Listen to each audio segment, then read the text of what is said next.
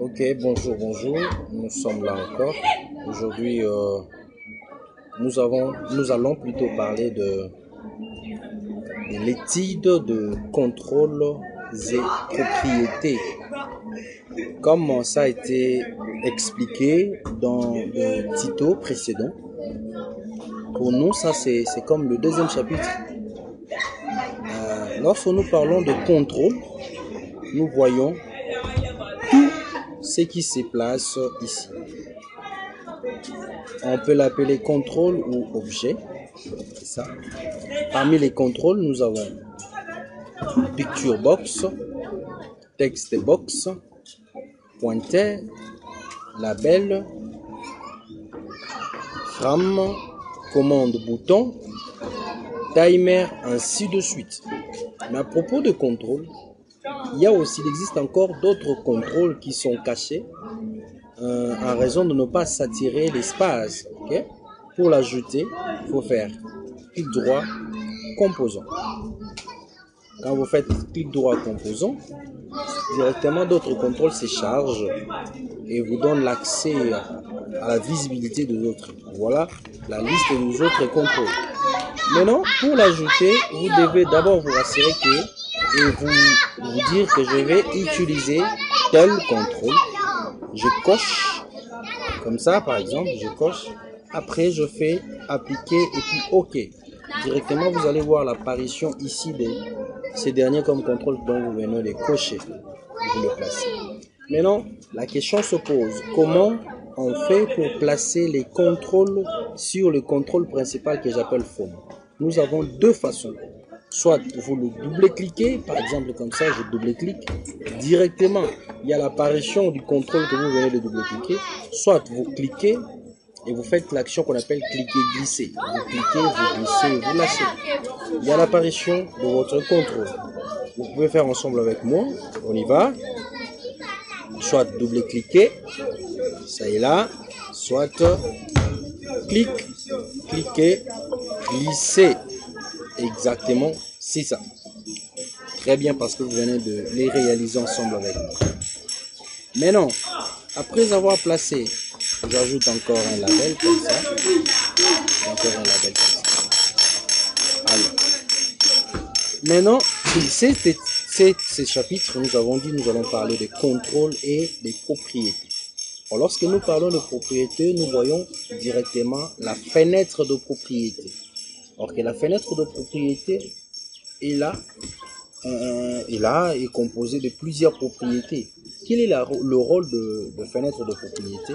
La fenêtre de propriété nous permet de définir les caractéristiques ou le comportement d'un contrôle. Comment ça s'est fait? Au travers de ces propriétés, bien sûr. Car chacune de propriétés a son rôle bien spécifique. Parmi les propriétés, nous pouvons citer name, alignement, auto size, back color, back style, border style, caption, ainsi de suite. Maintenant, chacune des contrôles joue son rôle bien spécifique. Or qu'on avait dit, en langage de programmation orienté objet, nous avons deux types de noms. Nous avons le nom logique et les noms physiques. Maintenant, pour définir les noms physiques, au préalable, tu dois d'abord sélectionner le contrôle en question. Par exemple, je sélectionne le formulaire. Je me dirige dans Caption. C'est la propriété Caption qui nous permet de définir le nom physique. Par exemple, je définis le nom physique. Je suis là, j'écris exercice, je suis là.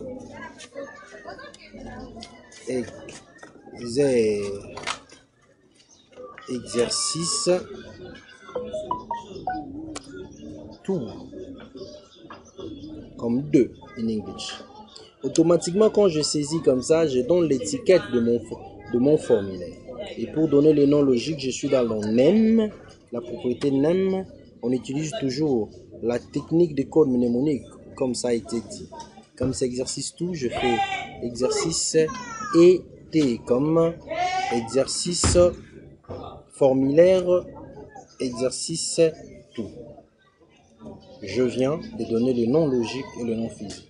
Là, on a utilisé la propriété name pour définir le nom logique et la propriété caption pour définir le nom physique. Ok. Maintenant, je prends par exemple label comme contrôle. Dans les contrôles labels, je peux par exemple donner le nom physique. Je donne un exemple comme ça, j'ai dit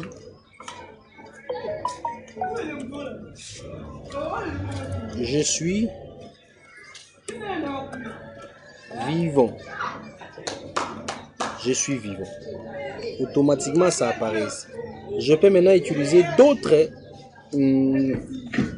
d'autres propriétés. Par exemple, après avoir saisi, je cherche la propriété font. La propriété font, c'est pour la mise en forme de ce que vous venez de saisir. Au préalable, je vais sélectionner d'abord le contrôle en question. Je clique font. Directement, la propriété de font se charge. J'ai là-bas la police, style, taille, barre, barré et puis souligné. Par exemple, je choisis un autre type de police et puis je prends dans style, je prends gras par exemple et puis je choisis la taille. Très, si je veux souligner, je peux souligner ici. Il y a la persil qui s'affiche ici pour voir déjà. Et après avoir défini cela, je fais OK.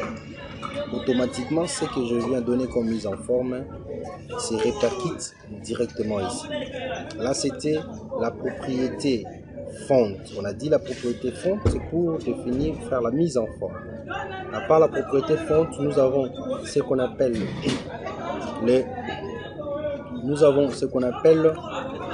le fort color. Le fort color a pour rôle de changer ou de définir la couleur de la police utilisée. Je suis là, dans palette, j'ai choisi une couleur, par exemple jaune. Regardez, automatiquement, la couleur de la police change en jaune. Je prends rouge, ça change. Donc, par conclusion, fort color nous permet de définir la couleur de la police du contrôle sélectionné, bien sûr. Et à part ça, nous avons encore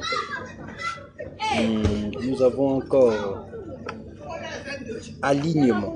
Alignement nous permet d'aligner notre écriture aux polices qu'on a utilisées. Notre écriture, par exemple, par défaut, vous allez constater que mon écriture est à droite, plutôt à gauche.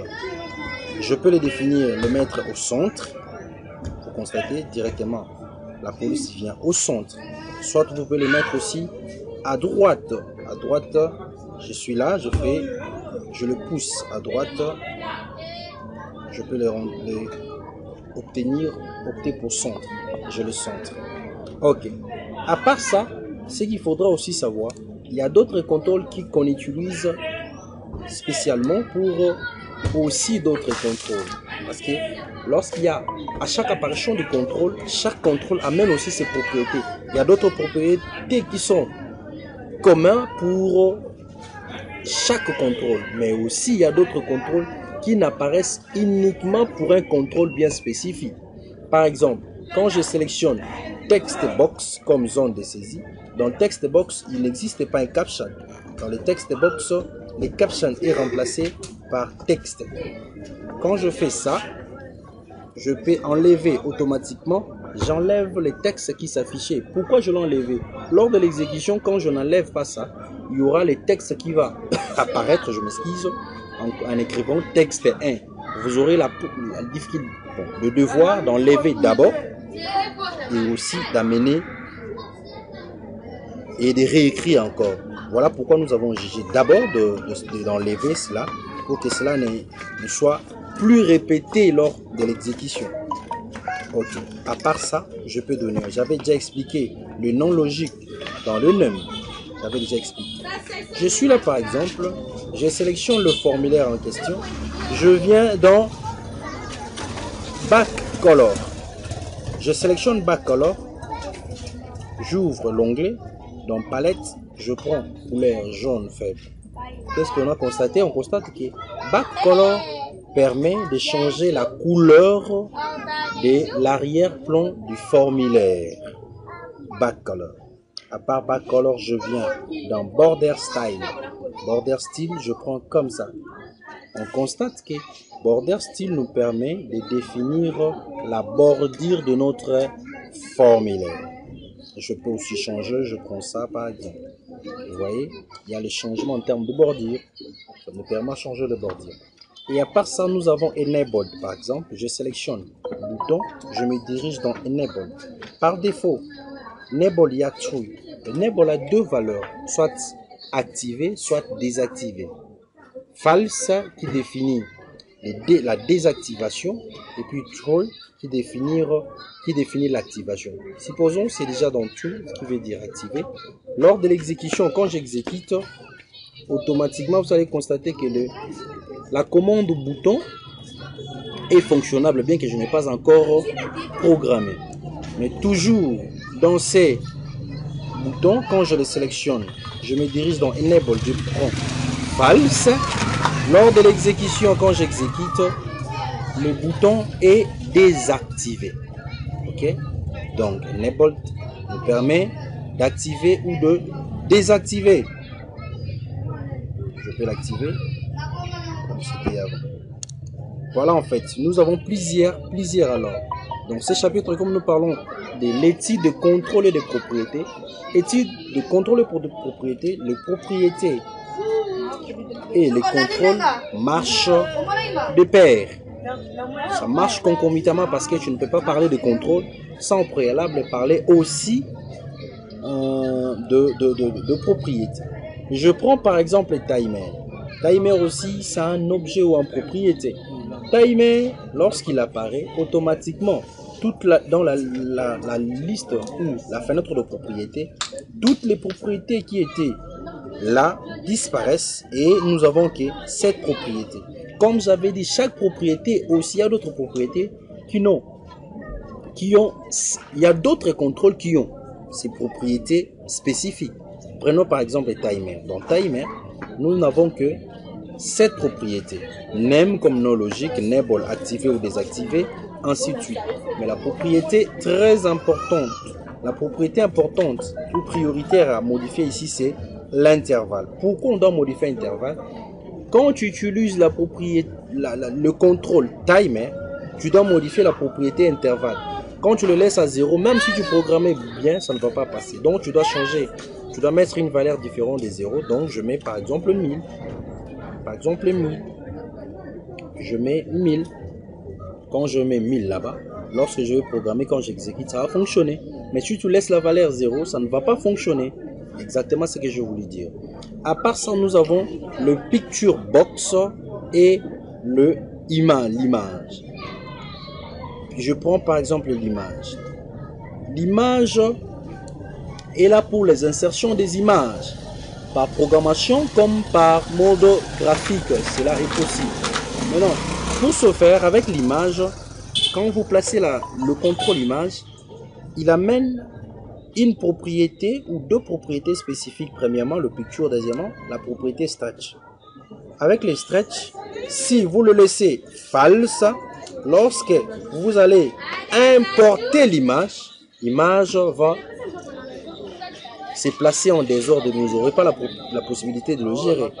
Voilà, il est préférable. Quand vous placez le contrôle image, vous vous dirigez dans la propriété stretch, vous activez donc true la propriété stretch. Activer la propriété veut tout simplement dire lors de l'importation de l'image, l'image va respecter la dimension que vous lui avez définie. Prenons maintenant, pour prendre l'image, on se dirige dans picture. Vous cliquez le petit bouton là, cela vous ramène dans la machine. Vous vous dirigez là où il y a des images. Par exemple, moi, mes images sont dans la partition D, donc argent. J'ai des images, je sélectionne par exemple l'image. Vous voyez, automatiquement, comme j'avais activé les stretch, automatiquement la taille s'adapte par rapport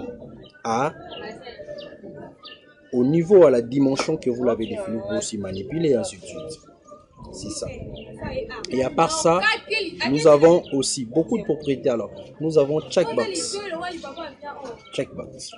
Je place ce checkbox. Checkbox marche aussi un peu de pair avec le Option bouton. Quand vous placez checkbox, checkbox, il y a la possibilité de le mettre, de placer aussi le nom logique et le nom physique. Par exemple, je suis là, dans checkbox, je me dirige dans caption. J'écris par exemple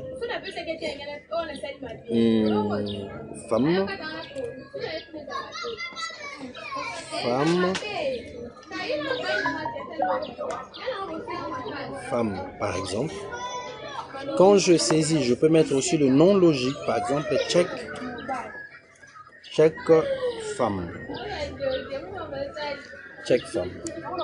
Je le mets.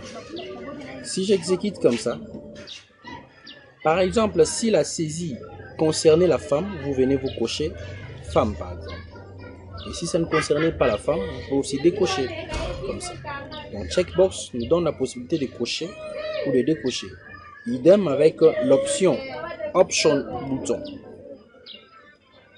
Allez, avec le programme. On continue.